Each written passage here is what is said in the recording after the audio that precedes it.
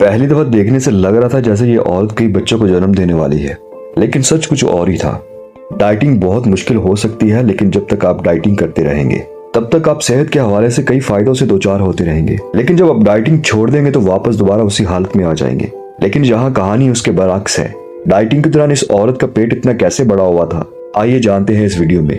मेरा नाम है वलीद कमर। तमाम देखने और सुनने वालों को अस्सलाम वालेकुम।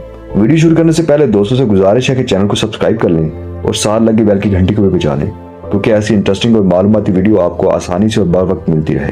तो चले मौजू का आगाज करते हैं। मैक्सिको में रहने वाली ये औरत डाइटिंग पर थी। इसके हाथों और पैरों से डाइटिंग का काफी हद तक असर नजर आ रहा था, लेकिन बाकी बॉडी को छोड़कर इसका पेट लगातार बढ़ता जा रहा था।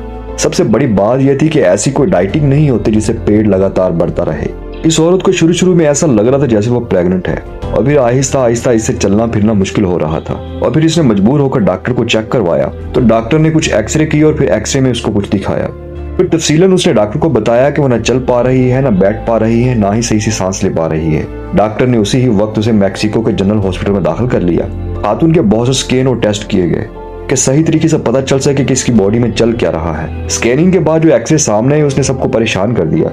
एक्सरे में साफ साफ दिखाई दे रहा था कि इस औरत के पेट में बहुत बड़ा ट्यूमर है। इस बीमारी की वजह से औरत का दिल भी अपनी जगह से काफी हद तक मूव कर चुका था। और फिर डॉक्टर ने फौरी तौर पर ऑपरेशन करने का डिसीजन लिया, और वो 32 किलो का ट्यूमर बहुत बड़ा हो चुका था। ऑपरेशन के बाद डॉक्टर के पास सिर्फ दो ऑप्शन थे। पहला ऑप्शन ये था कि वो ट्यूमर में सुराख करके सारा मवाद बाहर निकाल दे, यानी कि ट्यूमर के अंदर जो सारा लिक्विड है वो बाहर निकाल दे, और फिर आखिर में उसके ऊपर वाली परत को भी ऑपरेशन करके बाहर निकाल दिया जाएगा। और दूसरा ऑप्शन ये था कि वो ऑपरेशन करके पूरा ट्यूमर ही बाहर निकाल दे। और अब दोनों ऑप्शन में से किसी एक पर अमल पैरा होना था, और उसको सिलेक्ट करना था जिसमें रिस्क कम से कम हो। इसके बारे में औरत से पूछा गया तो उसने कहा कि एक ही बार में पूरा ट्यूमर बाहर निकाल दें।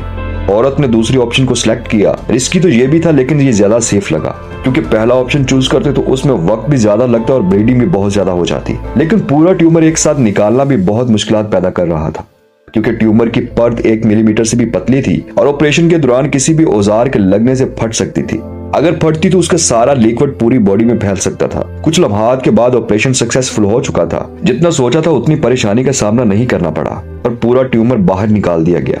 जल्दी ही औरत का पेट वापस अपनी जगह पर आ गया था, और आहिस्ता आहिस्ता उस औरत को सब अच्छा फील होने लगा। सर्जरी के बाद औरत को 2 या 3 दिन तक सिर्फ हॉस्पिटल में रखा गया था। ट्यूमर के बड़ा होने की वजह से औरत के जिस्म की स्किन लटक गई थी, और अब वो औरत बहुत खुश थी कि वो दोबारा तंदुरुस्त जिंदगी गुजारेगी। इसके बाद उस डॉक्टर के बहुत से इंटरव्यूज लिए गए, क्योंकि उन्होंने इतना बड़ा ऑपरेशन बहुत कामयाबी से किया था। ये वीडियो हमारे लिए एक वार्निंग से कम नहीं है। हमारे जिस्म में कुछ भी अगर अजीब लगे तो हमें इस बात को इग्नोर नहीं करना चाहिए। फौरन ही करीबी हॉस्पिटल में जाके चेक करवाना चाहिए, क्योंकि तंदुरुस्त जिंदगी अल्लाह ताला की बहुत बड़ी नेमत है, जिसका हम जितना शुक्र अदा करें कम है। दुआ है खुदावंद करीम हमें हशाश बशाश तंदुरुस्ती और तवाना जिंदगी से नवाजें और हमारा खात्मा ईमान पर हो। और इसी के साथ मैं इजाजत चाहता हूँ। मिलते हैं एक नई वीडियो में। अल्लाह ने के बाद।